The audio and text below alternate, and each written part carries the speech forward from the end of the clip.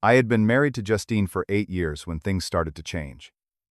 We were happy at first, but by year 6, she grew distant.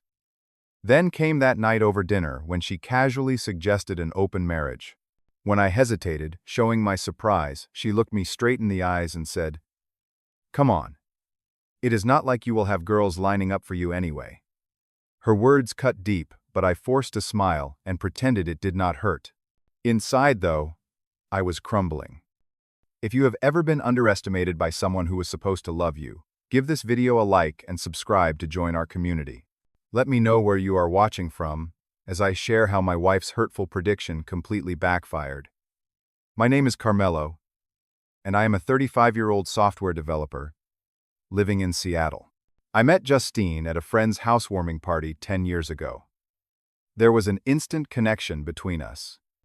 She was vibrant, confident, and somehow interested in me, the quiet guy who preferred deep conversations in the kitchen to the noisy living room party. After dating for 2 years, we got married in a small ceremony with just our closest friends and family. Those first few years of marriage were genuinely happy. Justine and I complemented each other well. She brought me out of my shell, and I provided the stability and thoughtfulness she appreciated. I always felt lucky to have her. She was the type of person who lit up a room when she entered, while I was more of the guy who would notice the person sitting alone and strike up a conversation. 3 years ago, I got an excellent job opportunity in Seattle, a significant step up from my previous position. Justine was supportive of the move, even though it meant leaving her job and our established social circle. She quickly found work as a marketing coordinator at a trendy startup, but our social life took a hit. In our previous city, we had friends we had known for years. In Seattle, we had to start from scratch. This is when things began to change slowly at first. Then, more noticeably. Justine made friends at her new job quickly, especially with the younger crowd that dominated her office culture. I was working longer hours trying to prove myself at my new position. Our time together dwindled. By our 6th anniversary, Justine had become increasingly critical of me. Little things that never bothered her before suddenly became major issues.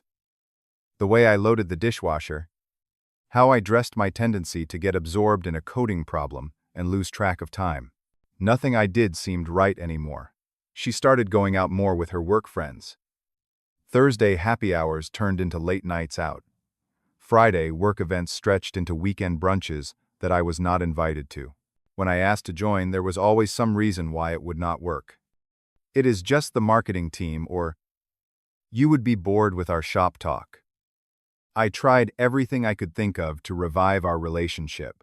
I planned surprise date nights, bought thoughtful gifts, and tried to take an interest in her new friends and activities. My efforts were met with indifference at best, and criticism at worst. "This restaurant is too quiet," or "you know I do not like this kind of movie," or "that shirt does not even fit you right." The more I tried, the more she pulled away. I noticed she had become secretive with her phone, turning it face down when I entered the room, taking calls in another room. When I tried to discuss these changes with her, she dismissed my concerns.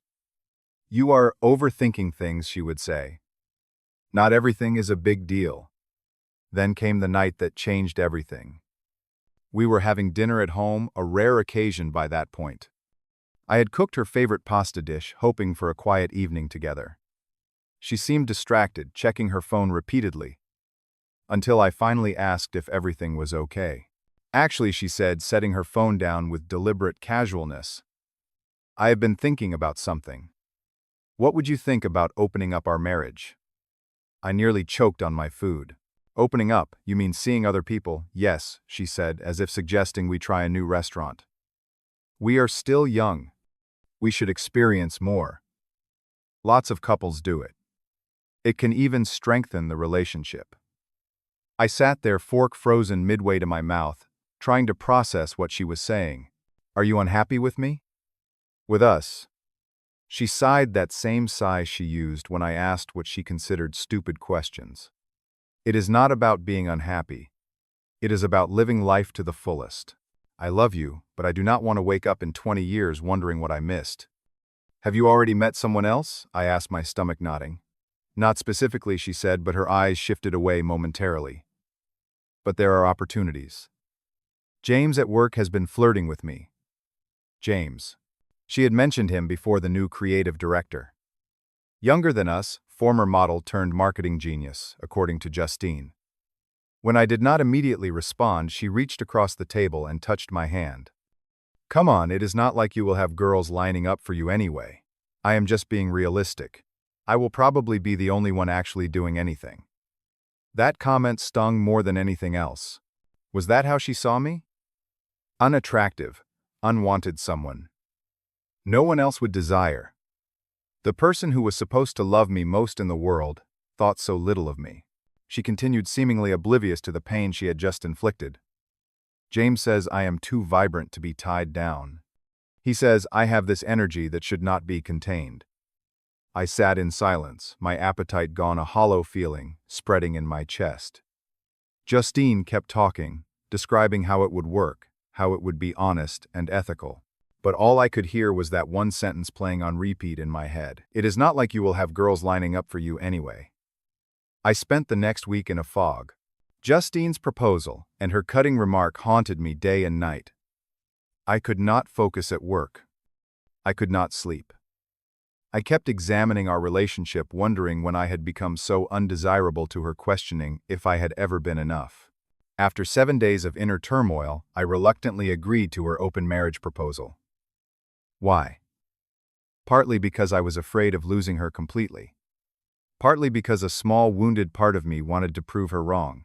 Mostly because I did not know what else to do. We established ground rules: discretion with friends and family protection.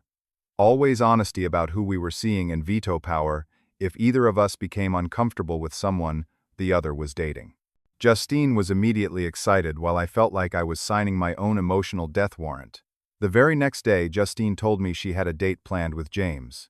She spent hours getting ready, trying on different outfits, asking which looked best.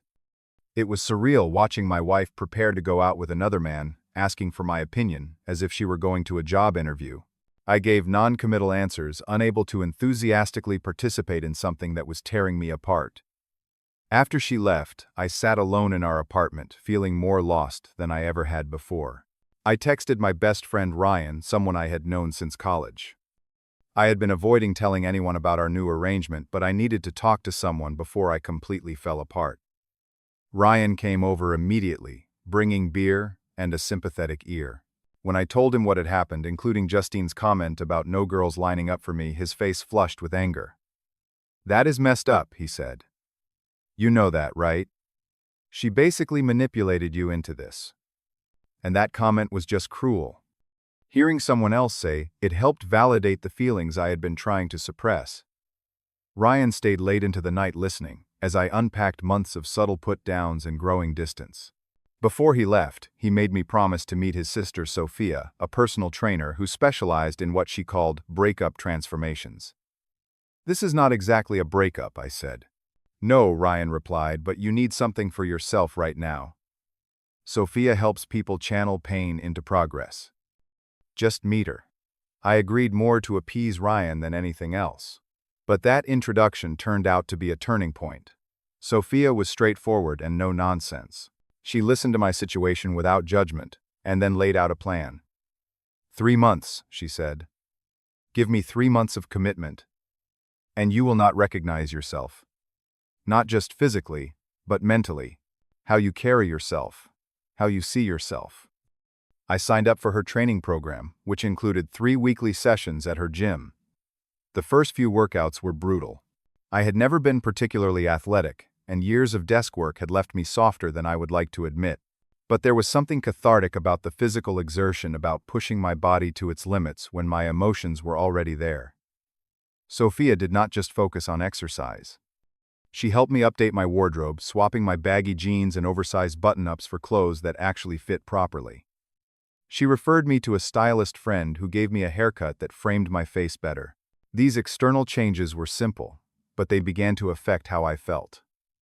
At Sophia's suggestion, I also started seeing a therapist to address deeper issues. Dr. Martinez helped me recognize my people-pleasing tendencies and fear of abandonment. We traced these patterns back to childhood and worked on building healthier thought patterns.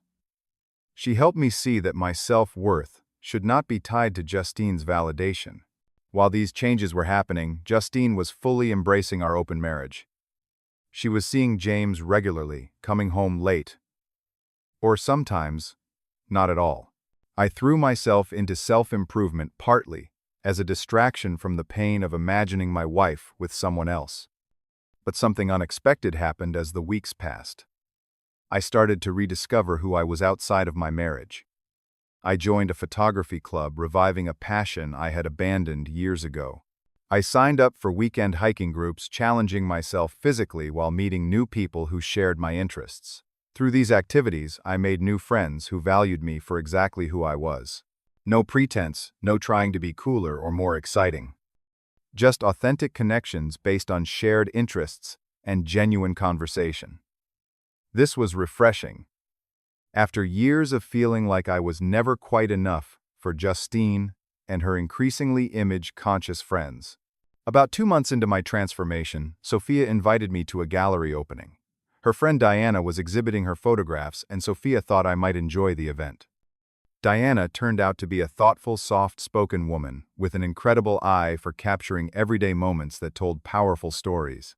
We connected over our shared love of photography, and she seemed genuinely interested in my perspective. We exchanged numbers and began texting regularly about photography techniques and recommending exhibits to each other. It was refreshing to connect with someone who valued the same things I did about art and communication. Our friendship slowly evolved. We started meeting for coffee to discuss photography then, for dinners where our conversations expanded to books, films, philosophy, and personal stories. Diana was different from anyone I had dated before Justine. She was introspective and appreciated depth over surface charm. She laughed at my dry humor and asked questions that showed she was really listening. I was cautious about developing feelings for Diana given my complicated marital situation. But I could not deny the contrast between how I felt in her presence and how I had felt with Justine lately. With Diana, I felt valued. With Justine, I had felt tolerated. Throughout this period, I maintained complete honesty with Justine about my activities, though she seemed uninterested at first. The unspoken assumption that I would not be able to attract anyone hung between us. I did not explicitly tell her about my evolving feelings for Diana, but I did mention our regular meetings. As I began to find my footing in this new reality, one thing became increasingly clear. The cutting remark that had wounded me so deeply was proving to be entirely wrong. About 3 months into our open marriage arrangement, the dynamics between Justine and me began to shift significantly. While I was experiencing unexpected personal growth, Justine's initial excitement about our new arrangement had noticeably diminished. Her relationship with James, which had started so intensely, fizzled out after just a few weeks. According to what little she shared, he had found her too clingy and wanted to keep things casual. This was clearly not what Justine had envisioned. She had been ready to dive headfirst into a passionate affair, but James had seen her as just another conquest.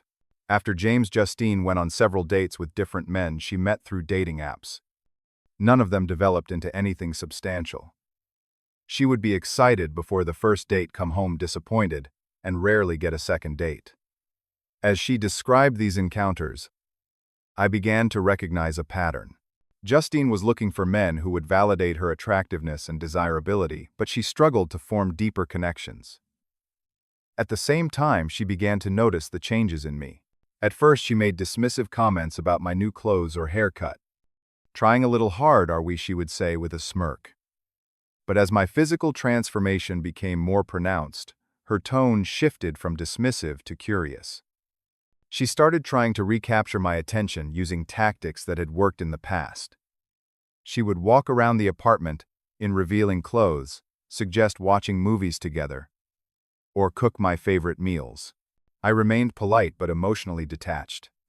I was not doing this as a game or to punish her, but because I was genuinely focused on my own growth and the new connections I was making. Meanwhile, my relationship with Diana continued to deepen. We never labeled what we had, but we both recognized the genuine connection between us. Diana appreciated qualities in me that Justine had taken for granted: my thoughtfulness, my ability to listen, my quiet sense of humor. Being with someone who valued these aspects of my personality was healing. Beyond Diana, I had reluctantly created a profile on a dating app at Ryan's insistence. Just see what is out there, he had urged. To my genuine shock, I received a significant number of matches and messages. Women found my honesty refreshing, and my new confidence attractive. I went on several casual dates, each one helping rebuild my self-esteem that had been so damaged by Justine's casual cruelty. I became more selective about my time and who I spent it with. I no longer felt the need to drop everything when Justine wanted attention. I declined invitations that did not interest me. I set boundaries around my new activities and friendships. My transformation extended to my professional life as well. The confidence I was developing in my personal life translated to more assertiveness at work. I spoke up more in meetings, proposed innovative solutions to problems, and took credit for my accomplishments instead of deflecting praise. This led to a promotion that had been long overdue. The turning point came when Justine discovered through social media that I had been spending time with Diana. We had attended a photography exhibition opening together, and a mutual friend had posted pictures. Justine confronted me when I got home. "Who is this woman you are with in these photos?" she demanded, shoving her phone in my face. "That is Diana," I replied calmly. "She is a photographer I met through Sophia. I have mentioned her before." "You look pretty cozy for just friends," Justine said, her voice rising. "Are you sleeping with her?" I took a deep breath. "Justine, we agreed to be honest, but not to share details that would hurt each other. You have not told me specifics about James or your other dates." "This is different," she insisted.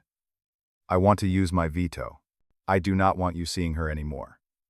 This was the first time either of us had invoked the veto clause in our agreement. In the past, I might have immediately acquiesced to keep the peace. But something had fundamentally changed in me. "No," I said simply. Justine looked shocked. "What do you mean, no?" "We agreed to this. We agreed to consider each other's feelings, but the veto was meant for situations where someone was potentially harmful or disrespectful to our marriage. Diana is neither of those things." "You have changed," Justine said, tears welling in her eyes. "You are not the same person anymore." I considered this before responding. "I have not changed who I am. I have changed what I accept." This sent Justine into an emotional spiral. She alternated between tears and anger, accusations and pleading. She claimed I had never given our marriage a fair chance, that I had sabotaged our relationship by pulling away. When these tactics did not work, she switched to saying she had made a mistake, that she wanted to close our marriage and go back to how things were. "I do not think we can go back," I said gently, "and I am not sure I want to." That statement hung in the air between us the first time. Either of us had openly acknowledged that our marriage might not survive. Justine stared at me, her expression a mixture of shock and something else. Fear, perhaps. For the first time, she was seeing the consequences of her actions and words. As I stood there maintaining my boundary with calm resolve, I realized how much had truly changed. The man who had been devastated by his wife's cruel prediction that no women would want him was gone. In his place stood someone who knew his worth was not determined by others' opinions, even the opinion of the woman he had once built his life around. In the days following our confrontation, I suggested marriage counseling as a last effort to salvage what remained of our relationship. Justine initially refused, insisting we could work things out ourselves. When I remained firm about needing professional help, she reluctantly agreed, then canceled our first appointment at the last minute, claiming a work emergency. After the second cancellation, I realized she was not truly interested in addressing our fundamental issues. When I called her on this, she finally dropped all pretenses. "Fine, you want the truth. I do not want to sit in front of some stranger while you talk about how I hurt your feelings. I want things to go back to how they were. Just drop this Diana person and all these new friends and focus on us. That is an ultimatum, not a solution," I replied, "and I cannot accept it." "So you are choosing her over me? Over your wife?" "No, Justine. I am choosing myself. Possibly for the first time in our relationship." That moment of clarity was both painful and liberating. I knew then that our marriage could not be saved, at least not in a way that would be healthy for me. The next morning, I sat Justine down for a calm, honest conversation. "I think we need to separate," I said. "This arrangement is not working for either of us." and I do not see a path forward that does not involve one of us sacrificing our happiness." Justine's expression changed from defiance to shock. She had not expected me to be the one to end things. In her mind, that power had always rested with her. "You cannot be serious," she said. "You would throw away 8 years over some photographer you just met." "This is not about Diana," I explained patiently. "This is about us. About how we make each other feel. About the kind of relationship I want in my life. You suggested opening our marriage because you wanted more excitement. You told me no women would be interested in me.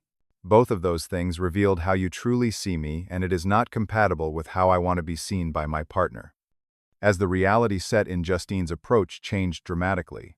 She began to backpedal, saying she had never meant those hurtful things, that she had been going through a phase that she now realized what she had almost thrown away. She promised to change, to be the wife I deserved. In the past, these words would have been all I needed to hear. I would have clung to them as proof that she still loved me, that our marriage was worth saving. But now, I recognized the pattern for what it was. Justine only wanted me now, that I was no longer desperately trying to keep her. My newfound independence and confidence had made me attractive to her again, but it had not changed the fundamental dynamics between us. "I think we both need time apart to figure out what we truly want," I said. "I will look for an apartment this week." The separation process was difficult but necessary. I found a small apartment not far from my office and moved in with the essential items I needed. Ryan and Sophia helped me furnish it, turning it into a space that felt like mine. In a way, our shared apartment never had. Justine alternated between anger, bargaining, and sadness. In those first few weeks, she would text late at night, sometimes with accusations, sometimes with memories of good times, sometimes with pleas to try again. I maintained firm boundaries while trying to be kind. My support system was invaluable during this transition. Ryan checked in daily. My new friends from the photography club and hiking group invited me to events, ensuring I was not spending too much time alone with my thoughts. My therapist helped me work through the complex emotions of ending a long-term relationship, even one that had become unhealthy. And then there was Diana. We continued to see each other, our relationship evolving naturally without the pressure of labels or timelines. She understood I was still processing the end of my marriage and gave me space when needed. But she was also there with her quiet strength and genuine interest in who I was becoming. 3 months after moving out, Justine and I met to discuss divorce proceedings. She had finally accepted our separation was permanent. She looked different, somehow smaller, less certain of herself. "I never thought you would be the one to leave," she admitted over coffee. "Neither did I replied honestly. "I miss you," she said, a last attempt at reconnection. "I miss parts of what we had," I said, "but I do not miss how I felt near the end. I deserve better than that. We both do." She nodded slowly, finally understanding. As we wrapped up our practical discussions, she asked about Diana. I told her the truth, that we were taking things slowly, building something based on mutual respect and appreciation. "She sees the real you," Justine said quietly. "I forgot to look for that person." I did not respond, but her observation was accurate. Diana saw me, the real me, not who she wanted me to be, or who would best serve her needs. And I saw her with the same clear, appreciative eyes. In the year since that fateful dinner when Justine suggested opening our marriage, I have rebuilt my life in ways I never imagined possible. The divorce was finalized 6 months ago, a bittersweet ending to a significant chapter of my life. But the story did not end there. I have continued to grow personally and professionally. My relationship with Diana has deepened into something beautiful and supportive, built on a foundation of genuine connection and mutual respect. My circle of friends includes people who value authenticity over appearance, substance over style. Looking back, I can see now that Justine's cutting remark, "It is not like you will have girls lining up for you anyway," was never about my worth or attractiveness. It was a reflection of her own insecurities and limited perspective. She could not see my value because she was looking for the wrong things. The journey has not been easy. There were nights I questioned everything. Days I missed the comfort of the familiar, even when that familiar was unhealthy. But through the pain came clarity and growth. I learned that respect starts with self-respect. That love should elevate, not diminish. That genuine connection comes from authenticity, not performance. I am grateful now for the painful catalyst that started this journey. Without that moment of clarity, I might have continued in a relationship that was slowly eroding my sense of self. Sometimes the things that hurt us most are also the things that set us free. Has someone's underestimation ever motivated you to prove them wrong? Share your experience in the comments below. If you found value in my story, please like this video and subscribe for more real-life lessons. Thank you for being part of this journey. Remember, the best response to disrespect is not revenge but living well.